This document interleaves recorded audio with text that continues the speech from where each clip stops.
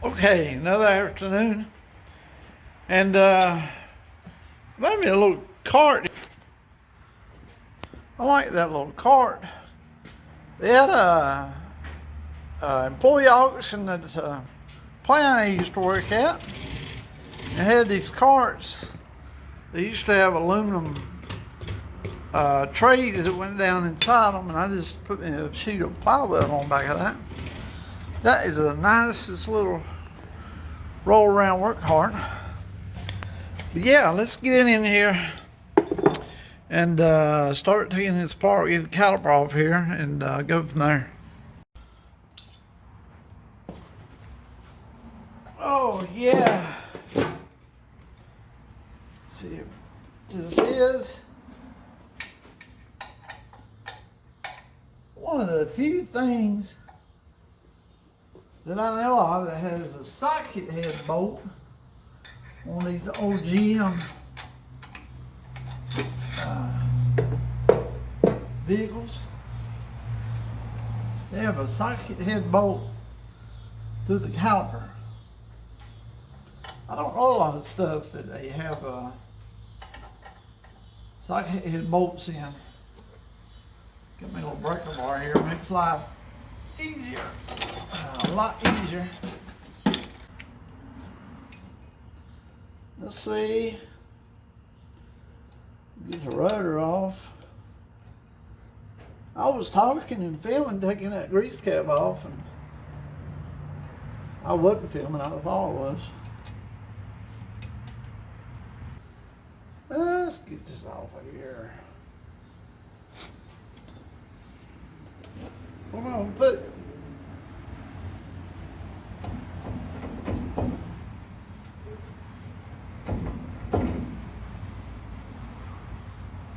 Find some more clean to lay this stuff here. Got me a nice clean bread pan there.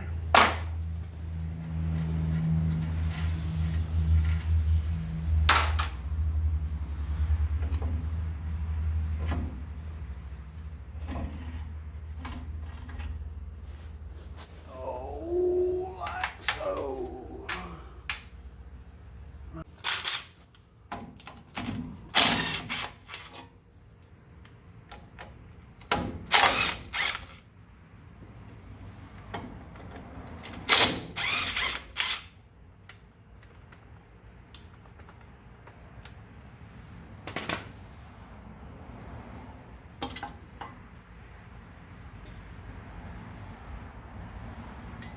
Let's go ahead and get that shock off before I forget about it. I should have went and did it first. Get it off of there. Check this out. This shock bolt is, I mean, seized up. And you only get an open end, the open end part of an open wrench. On that nut, well, I ain't gonna fool with it. We got the spindle out. My lower control arm will drop down. I'll take my cutoff wheel and I'll just cut that head off. Now I'm gonna raise this thing in the air, my lift. Get these cotter pins out, upper and lower ball joint, and here, and yeah, see if we can knock them loose. Got the cotter pins off. This one we got loose. These would be the worst.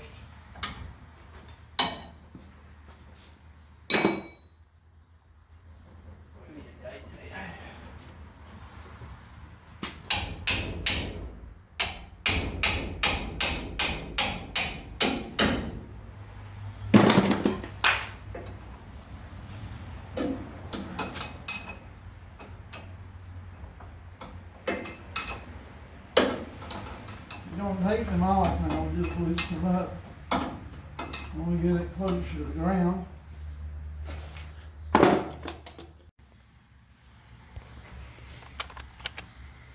So we're loosening all these nuts up here and there and there. Oh, my head. And I'm gonna try to strike this with a hammer. There, here, and there. So we can get this out first. And hopefully the shock will break them ball joints loose and see what happens.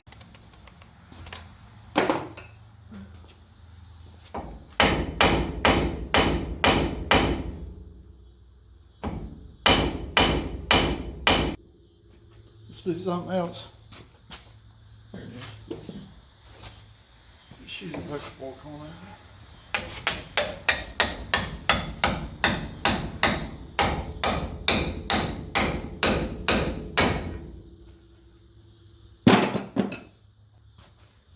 There we go.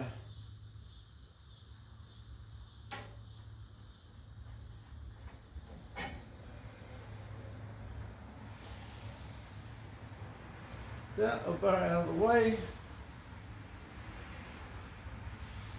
And now, let's see what happens here.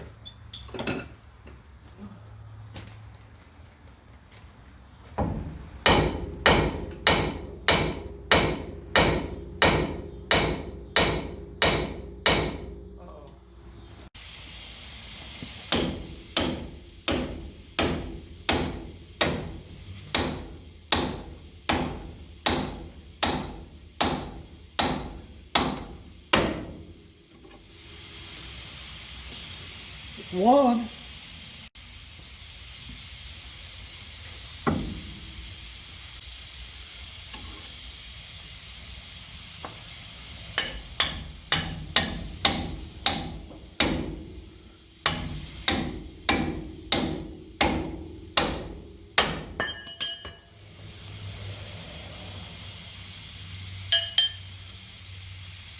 Got her. I put my jack under here. This, no, you gotta be careful. Everybody that's attempting this, I guess it's already know. But you see now, I jacked it up and there's no pressure on this top control arm. So I can spin this nut off, all the way off. That's free. I can spin the one off the bottom also. Don't matter, I can lift that off.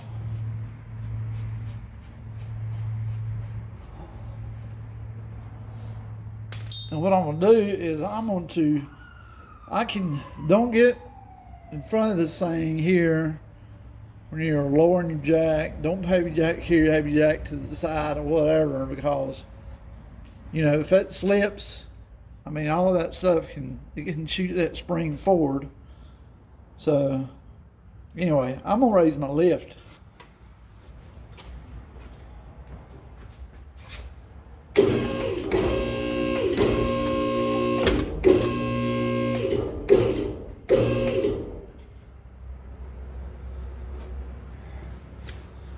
And now you see all the pressure's off.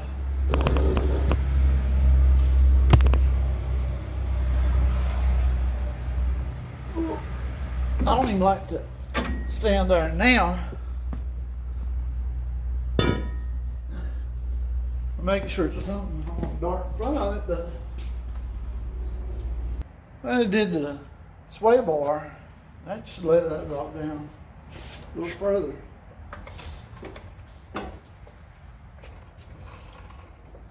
Oh yeah. There we go.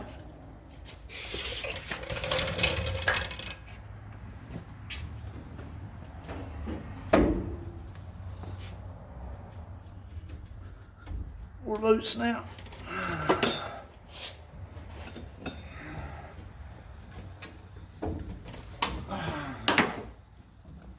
Got grease all over my boot.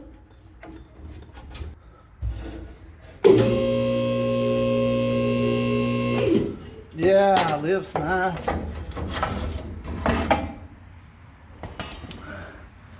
Yep. Got her.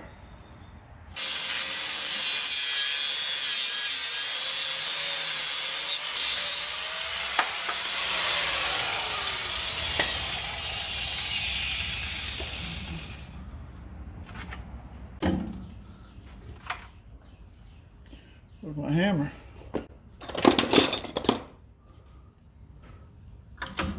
I know it's not a punch, but it's kind of all close. Yeah.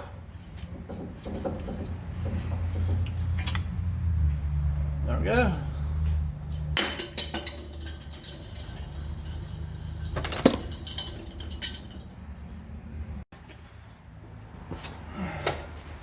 Hey, we're gonna go ahead and do ball joints.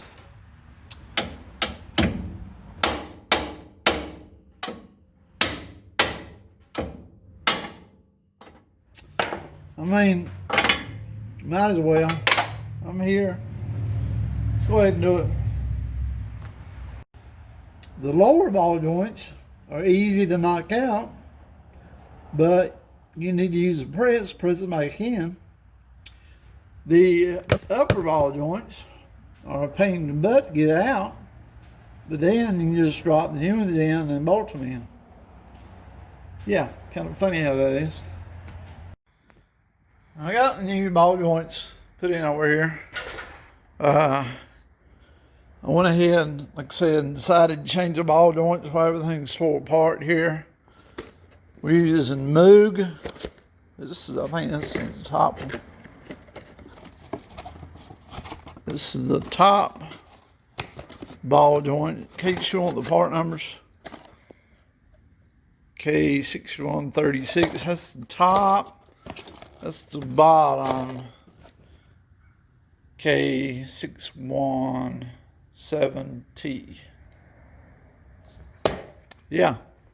Let's do this side. Oh, I still got to get the top ball joint out of that one. I hadn't finished. I forgot to film this. I mean, you can look online. There's a bunch of videos about pressing in lower ball joints. I have one of these hand presses or screw presses right here. Just kind of tap your ball joint in from underneath, just get it started, and then just set this up where it'll clear. And yeah, just screw it in. Not much trouble. I went ahead and went with the classic performance drop spindles. These are 2.5 inch drop. Why? I mean, I don't know. I just hear a lot of good things about the quality. So, you know, there's so much work in doing this. I decided, I'll go ahead and pay a little extra and get what most people recommend are good quality spindles. So, that's what we went with. Let's put these on. And these are the lowering springs that I ordered. I think I just got these off of eBay. There's a part number on them, it looks like. So you can see the difference. These are supposed to be a 2-inch lowering spring, and then 2.5 inch for the spindles. Such give us 4.5 thereabouts. So let's get it together and see what it looks like.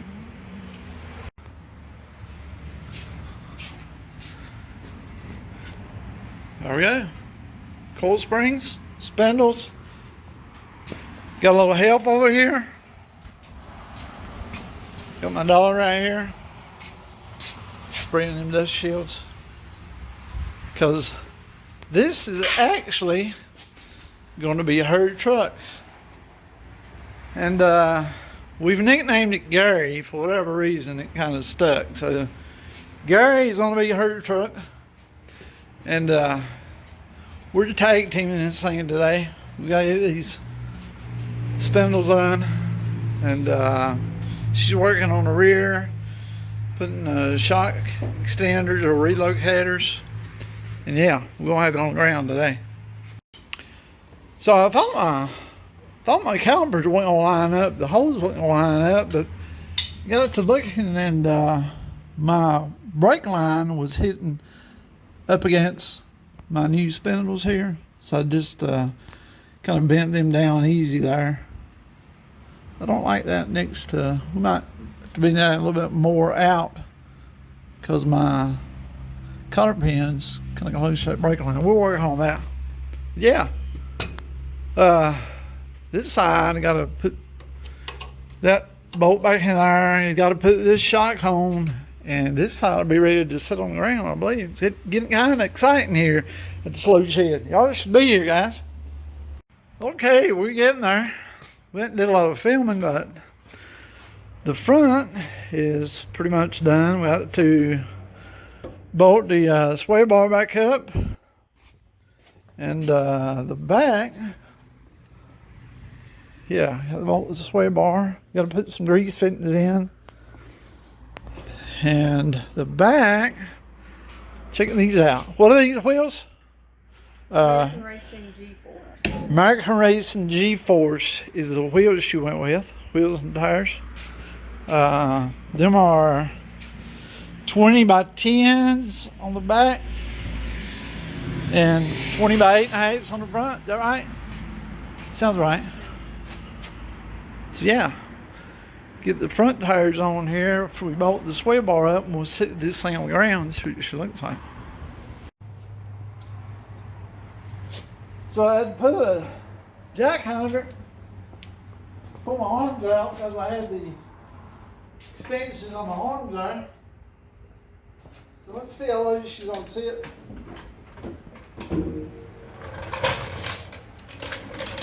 What do you think? 4.5, is that gonna be enough?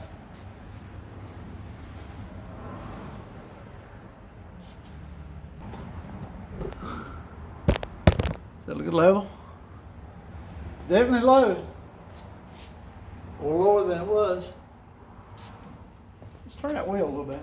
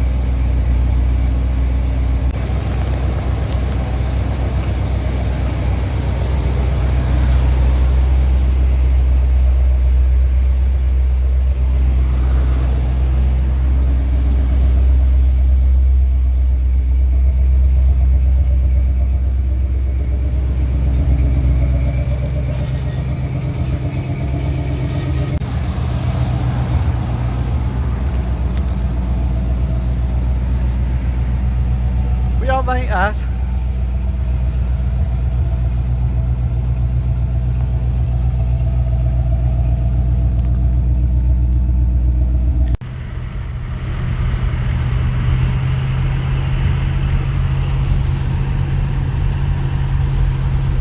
I think she likes her truck, guys. The wheel's straight. It's not pulling one way or another. We still may get the frame lined up on it though. Feels good.